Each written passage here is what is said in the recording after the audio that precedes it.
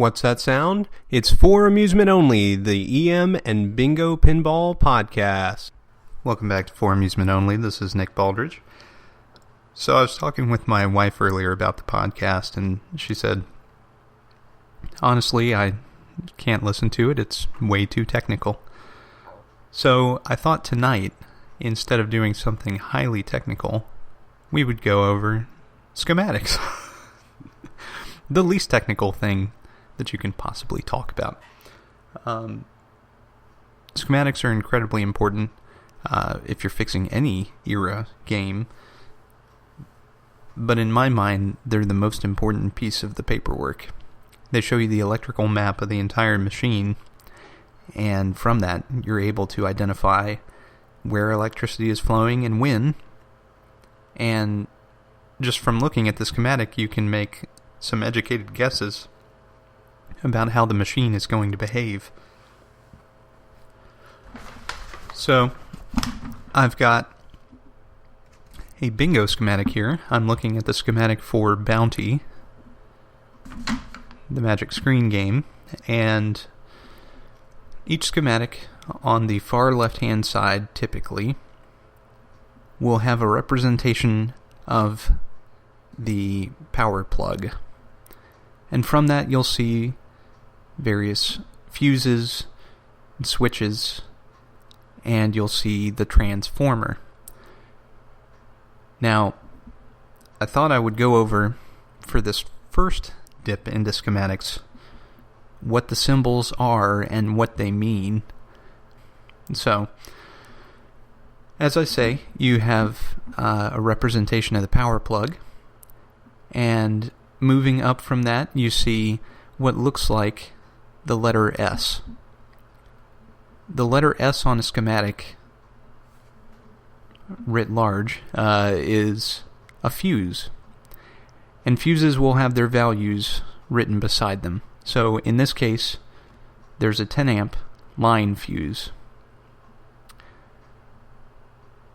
And then moving up from there, we'll see what looks like a break in the solid line, which represents one part of the power plug. So this is moving up from the S, and that break in the line is leaning up against another line. And that is representative of a switch. Now this switch happens to be the cabinet power toggle switch, and most switches are labeled with their functions. Now, some schematics it can be hard to read, like for example, this Bounty schematic is infamous because it was handwritten and it looks like they really rushed to prepare it. Moving along, we'll see a few different curly lines. If you see a large set of curly lines with lines in between them, vertical lines, that's a transformer.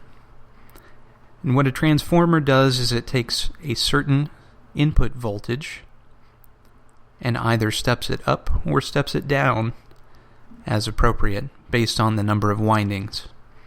So this is how power is transmitted to your home over great distances. Is AC power can be stepped up for transit and then stepped down once it comes from the wall to power your devices. So we have a step-down transformer where part of the machine runs on 120 volts, which is your input line voltage, and then it's stepped down to 50 volts for the common. We'll go over what the common means at a later date. So for today, again, we're just focusing on symbols. So anywhere that you see a line, that's representative of a wire. So an unbroken line is a wire. You'll see various incarnations of that switch symbol that I was mentioning, where you have a break in the line, and on certain schematics, you'll have a switch facing to the left, and that means normally closed, or you'll have a switch facing to the right, and that means normally open. This boundary schematic is written that way. However, in a more modern game, or perhaps different manufacturer, it's going to depend on the engineer who drew up the schematics. A normally open switch will actually appear open on the schematic, and a normally closed switch will appear as if it's laying on the continuation of the line. You'll also see semicircles dotted throughout, and all that's showing you is that intersecting wires are actually not electrically connected. So it's almost like it's jumping over a wire that happened to be in its way. So I mentioned the large squiggly lines and with the vertical lines in between them, and how those are transformers. Small squiggly lines that have two loops are coils. And coils are electromagnets. They're basically just big spools of wire, and when you apply electricity to them, they become a magnet. Now, these magnets can be used for various purposes. On a flipper game, when you push in the cabinet flipper switch, it's going to allow current to flow into the coil and energize that big magnet, and it will pull in a metal piece which is attached to the flipper, which allows the flipper to move. If we're talking about a relay, when power is applied to the coil, it will pull in the metal actuation plate, which in turn is connected to the various switches, and it'll pull them closed or open as displayed on the schematic. So, moving on, the representation that looks like a lightning bolt is what's called a resistor. And as I mentioned in the rant about fuses that I had last episode, resistors increase the current flow deliberately in a circuit in order to prevent or allow something to happen. So a modern system, or a more modern system that uses resistors effectively, are System 11 games that have flash lamps, or System 9 games. These machines have what are called warming resistors, which allow the bulbs to always carry a certain amount of current, so that when you actuate something in the game that causes the flasher to go off, it will immediately go off instead of having to wait for the bulb to warm up and go down. In these older games, they serve various purposes.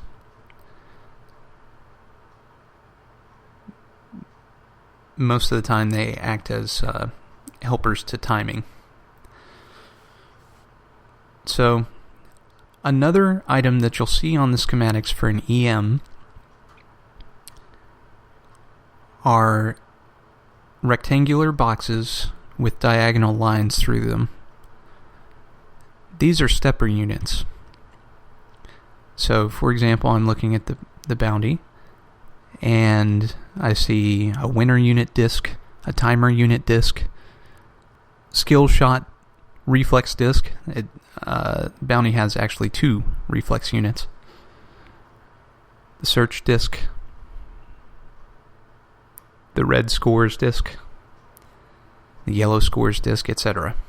So there are many, many steppers in a bingo.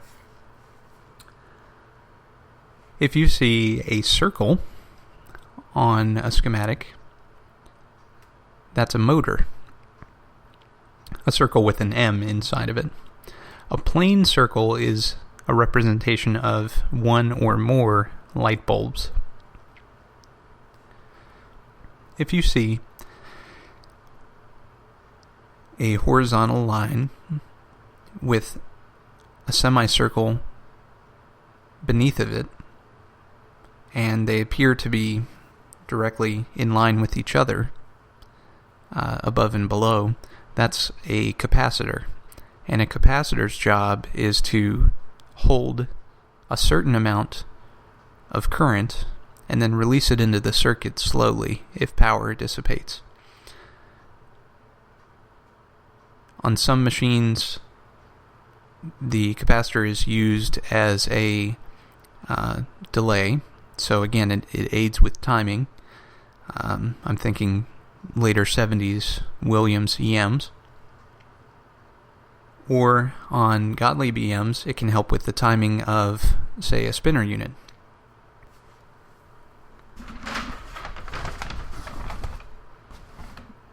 Those are the vast majority of the symbols that you'll need to start troubleshooting your first EM. Join me next time when we talk a little bit more in depth about schematics and how to read and troubleshoot lamp circuits and coil circuits. That's all for this episode. Thank you for joining me. My name again is Nick Baldridge. You can reach me at foramusementonlypodcast@gmail.com.